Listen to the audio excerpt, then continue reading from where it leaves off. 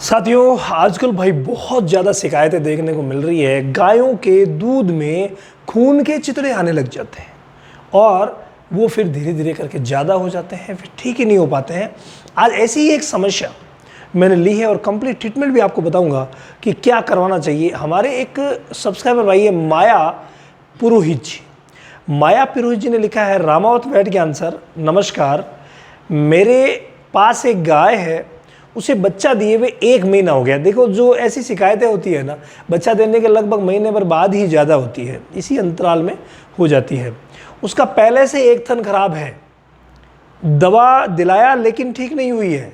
अब कल तो उसका दूध 3 थनों से साफ आ रहा था, लेकिन आज सुबह से ही दूध में खूनी चितड़े थे और दूध गुलाबी था। एक थन में बिल्कुल साफ दूध, देखो एक थन में अभी भी साफ है, एक थन पहले ही खराब हो गया, तो 2 थनों में से खून के चितड़े आ रहे हैं।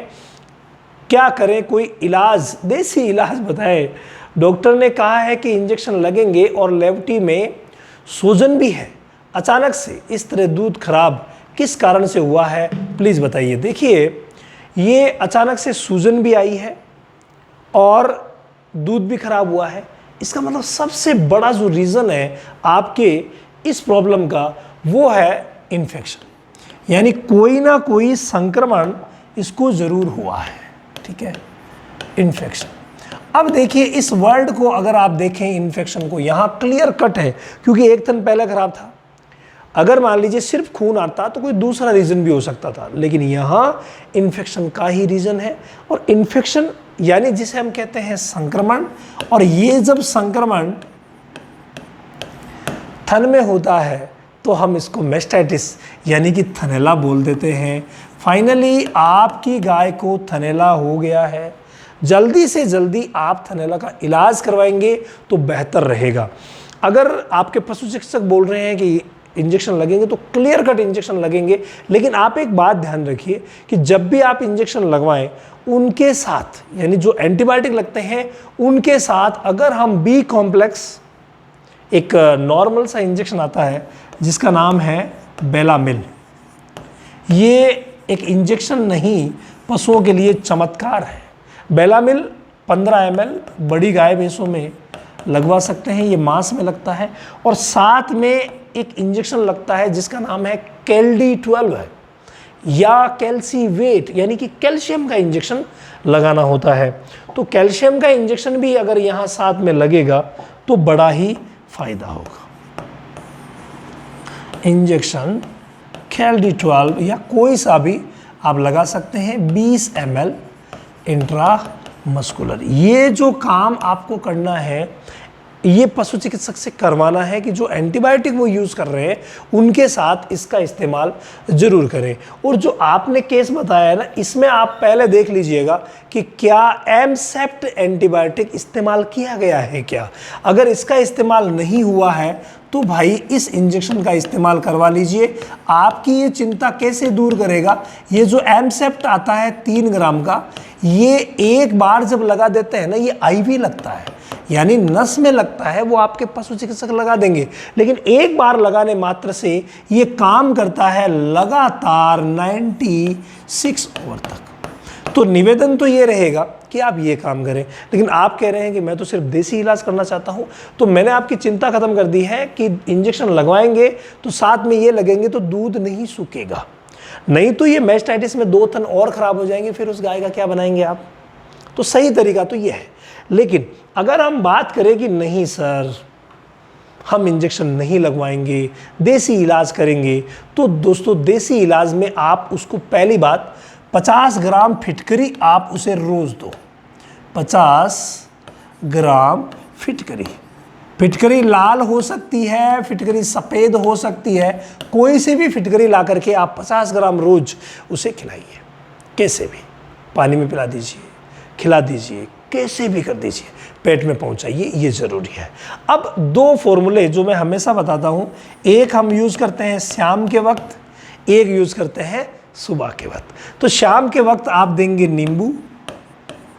नींबू लेंगे भाई 200 ग्राम, इनकी कुतरन कर लीजिए या रस निकाल लीजिए, कैसे करके दे दीजिए 200 ग्राम नींबू। और सरसों का तेल कितना लेंगे, सरसों का तेल आप लेंगे 100 ml। ये शाम के वक्त दोनों चीज़ें आपको देनी है, ठीक है, लगातार 3 से 5 दिन तक देनी है। इसके बाद अगर हम बात करें, नींबू और सरसों का तेल और फिटकरी हो गया है। अब अगर हम बात करें आगे कि ये होने के बाद सुबह के समय क्या देंगे, तो सुबह के समय भी आप देंगे, सुबह के समय आप दीजिए काली जीरी, काली मिर्च और मिश्री देसी घी के साथ। ये ज़रूरी होता है, देसी घी चाहे 50 ml ले लीजिए। तो चलिए शुरुआत देसी घी से ही कर लेता हूँ। देसी घी कितना देना है, 50 ml में भी लिख सकते हैं, घी को ग्राम में भी लिख सकते हैं, गाढ़ा भी होता है। देसी घी, काली जीरी, काली जीरी आप अच्छी तरीके से जानते हैं, 50 ग्राम लेंगे, यह मैस्टाइटिस में बहुत अच्छा काम करती है। काली मिर्च आपको लेनी पड़ेगी, काली मिर्च आप लीजिए, कितना लेंगे भाई, 10 ग्राम काली मिर्च आप ले लीजिए, ठीक है।